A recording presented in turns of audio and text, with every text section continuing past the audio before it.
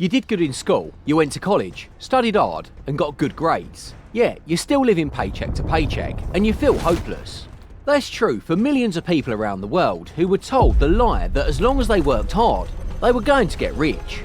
More people have college degrees than ever before, yet most of them are never educated about money.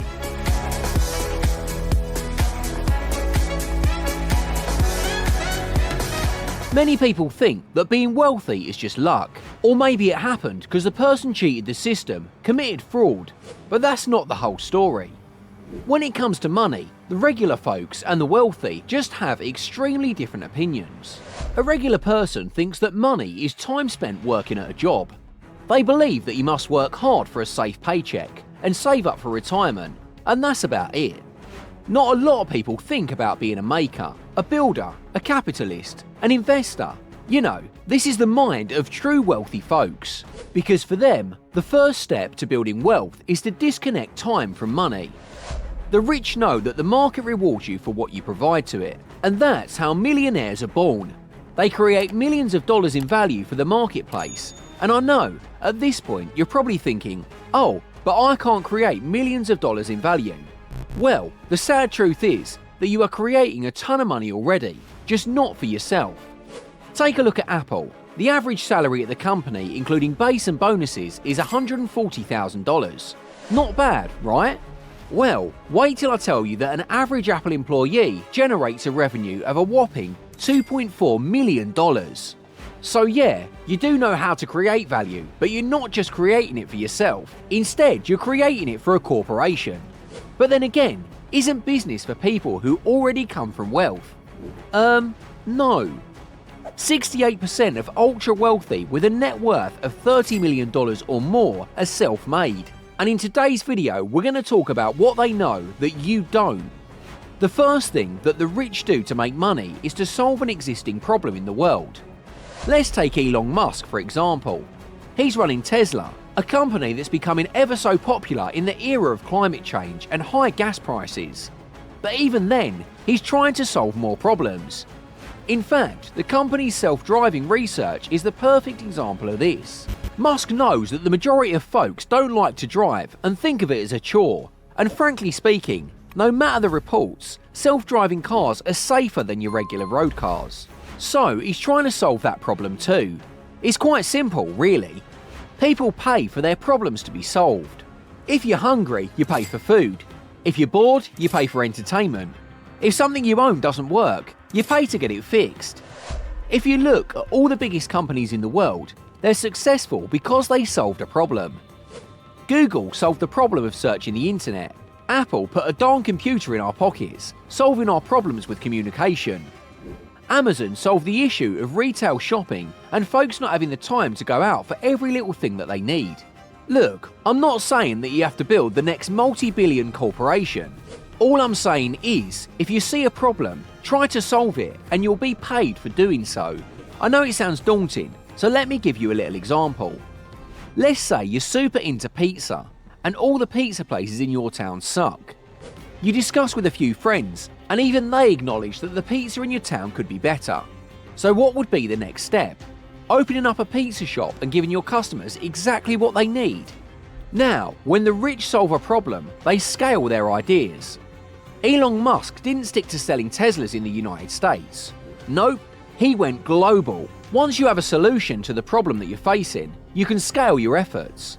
You can write a book and the royalties will pay you while you sleep. You can create a course and the enrollments will pay you while you're out holidaying in the Bahamas. Now here's the thing though, all of this can bring you a lot of money. There's a difference between being rich and wealthy. Because the rich know not only do you need money coming in, but you need it to be spent wisely for it to turn into a massive fortune. For that, the rich adopt the 30-day rule. I'm sure you've bought something and then regretted the purchase a few days later, especially if you bought it using your credit card. This is exactly why you need the 30-day rule. Every time you're about to buy something expensive, just stop. Tell yourself you'll buy it in 30 days. You can even put it in your checkout cart online, so that when you come back after a month, all you have to do is click. Now, what this does is that in the next 30 days, you'll know for sure if you actually really want that thing, or if it was just an impulse. This will cut out irrational purchases, and it will save you a ton of money that you can then invest. Speaking of saving though, here's another truth about money the rich are hiding. Save first, spend later. Warren Buffett once said, if you buy things you don't need, you'll soon be selling things you need. Now most people would spend first and then save whatever's left of it. And that's a horrible, horrible decision. Because no matter what you do, if you know you can spend it, you'll spend it. So instead of making excuses like not having a good income, having high expenses, or just in general having the YOLO mindset, what you should actually do is save. Every month, set a certain percentage of your income as savings. It doesn't have to be 50 or 60%, but it can be something reasonable like 20%. Once you set that money aside, then you start splurging.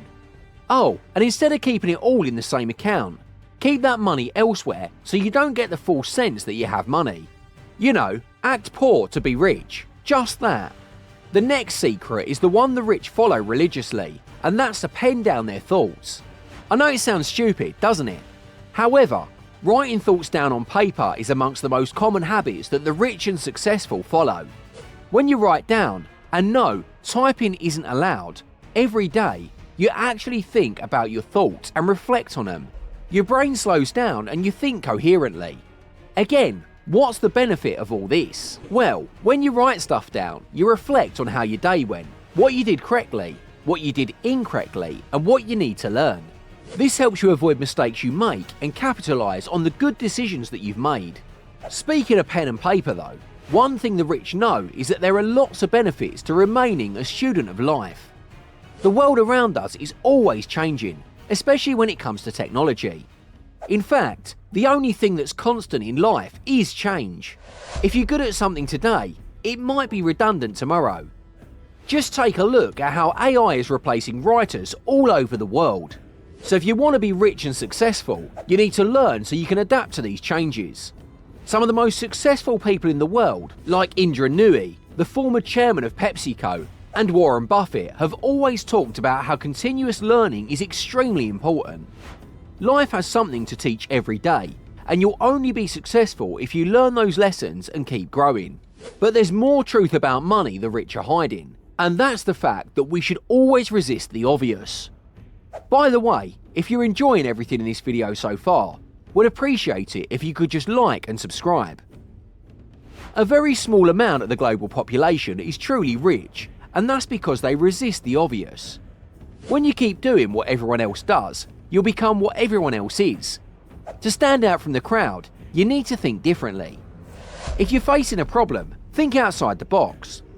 Once you practice this enough times, you'll start thinking differently, and you'll start being successful. But it's easier said than done, isn't it? How the heck does one think outside the box? Well, for that, you need to read. The power of compounding reveals its true powers in a few years, not early on.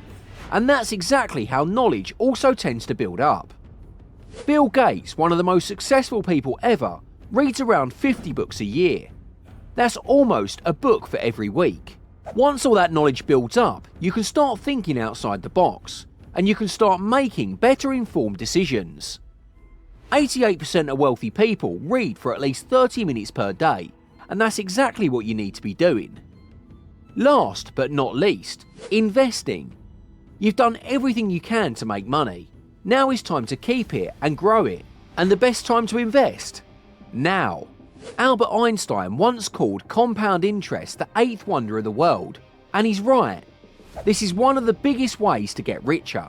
The sooner you start investing, the higher your returns will be, and then your portfolio will be super large whenever you choose to retire. So go ahead and start investing your money as soon as possible. Well folks, with that said, thanks for watching, and let us know in the comments what your favourite secret to getting rich was. See you next time.